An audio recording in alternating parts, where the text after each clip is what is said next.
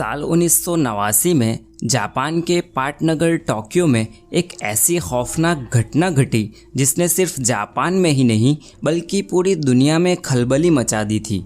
जी हाँ, मैं बात कर रहा हूँ जुंको फुरुता के 44 दिनों के टॉर्चर और उसके बाद हुए मर्डर के बारे में।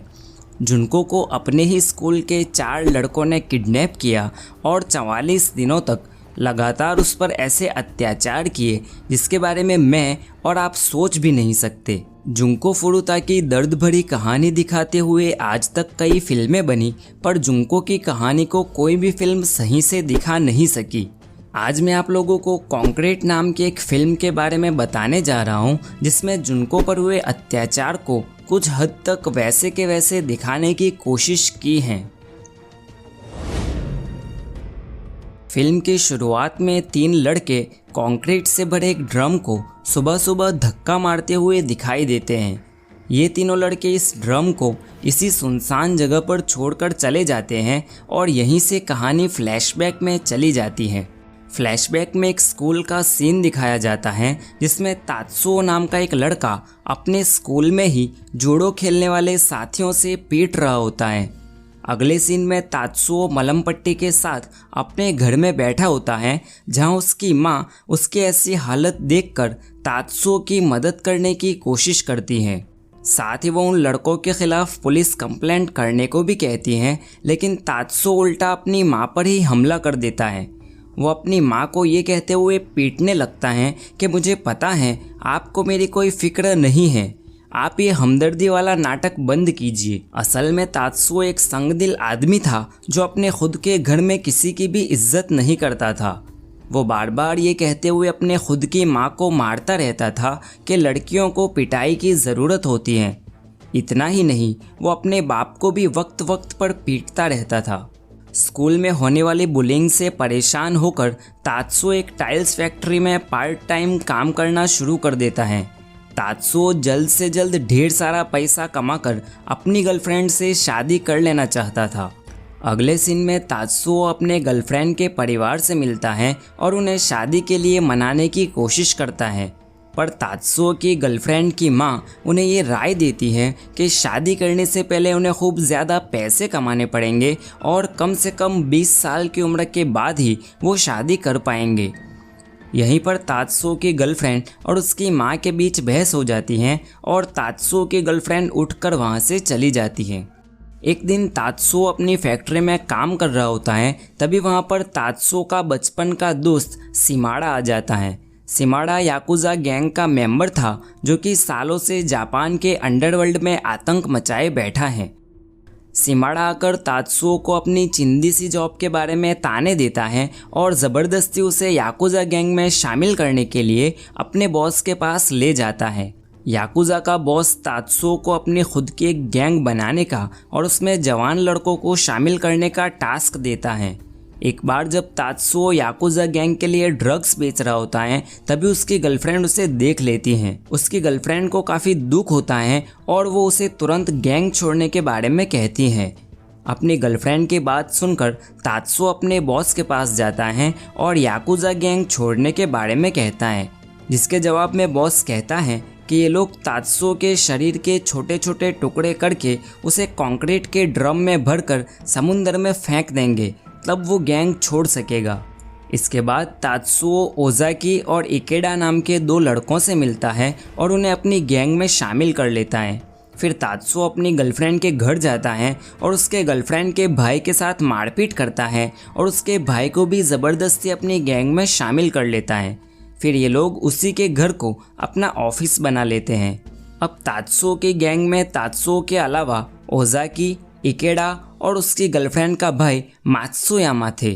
शुरुआत में तात्सुओ की गैंग छोटी मोटी चोरियां और लूटपाट करती है, पर धीरे धीरे ये लोग लड़कियों को किडनैप करके उनके साथ रेप और गैंग रेप तक करने लगते हैं।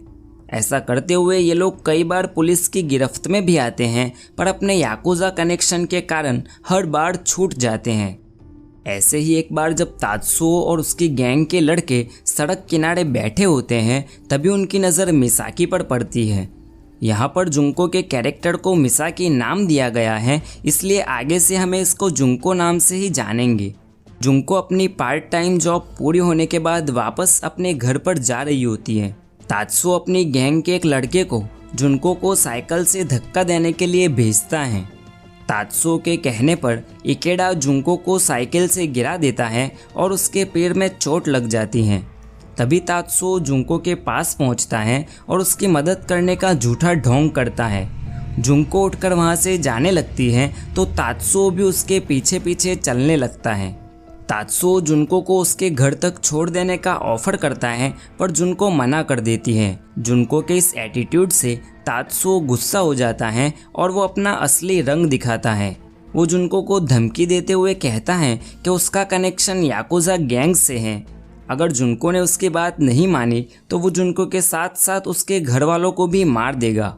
तात्सुओ की धमकी से जुनको डर जाती है और तात्सुओ के साथ साथ चलने लगती है। तात्सुओ जुनको को ज़बरदस्ती पास वाली होटल में ले जाता है और वहां ले जाकर वो जुनको का बलात्कार करता है।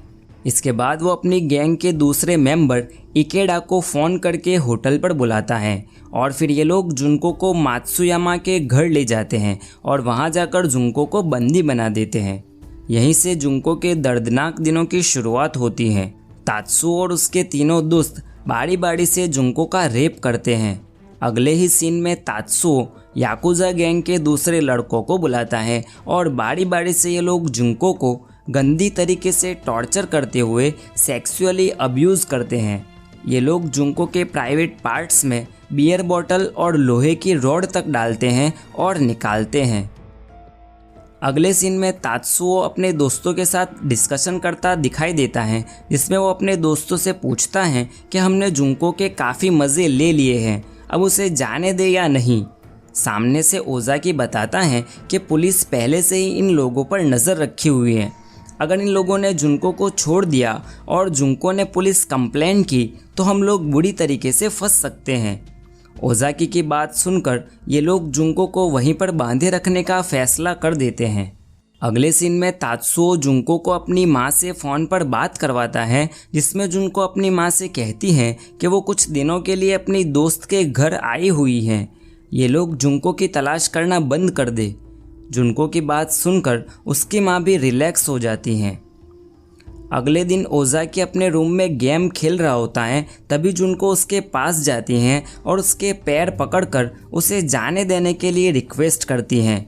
पर ओजाकी तात्सुओ से इतना डरता है कि वो जुनको की मदद करने से मना कर देता है। उसी रात जब सब लोग सो जाते हैं, जुनको मौका देखकर नीचे जाती हैं और इमरजेंसी नंबर पर फ़ोन करने की कोशिश करती हैं, पर तभी इकेडा उसे पकड़ लेता है।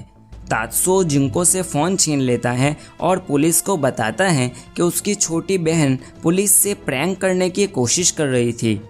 इकेडा जब जुनको को पकड़कर अंदर ले जा रहा होता है, तभी मिनाटो की माँ ये सब देख लेती है और समझ जाती है कि इन लोगों ने मासूम सी जुनको को किडनैप करके रखा हुआ है।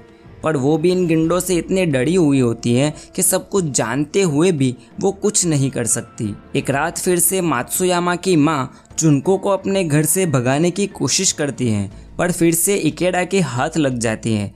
अभी तक ये लोग जुनको के सिर्फ मज़े ले रहे थे, पर जुनको की इस भागने की कोशिश के बाद इनका गुस्सा और बढ़ जाता है और अब ये लोग जुनको को सबक सिखाने के लिए उसके साथ काफ़ी भद्दा टॉर्चर करने लगते हैं। ये लोग म्यूज़िक लगा के नाचने लगते हैं और जुनको से स्ट्रिप डांस करवाते हैं। तात्सुओ अब जुनको के पैरों पर लाइटर का फ्यूल गिराकर उसमें आग लगा देता है। फिर ये लोग उस जले हुए घाव पर नमक और मिर्ची पाउडर डालते हैं।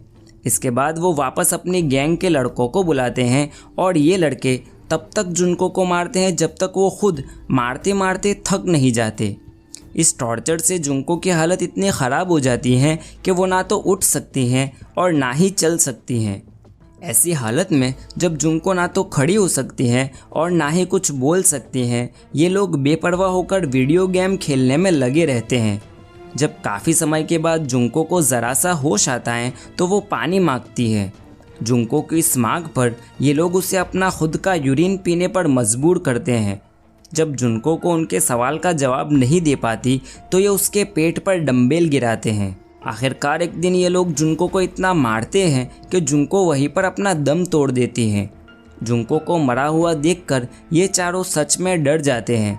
यहाँ तक कि उनके अंदर आपस में झगड़ा तक हो जाता है और 4 में से एक बंदा गैंग छोड़कर चला भी जाता है।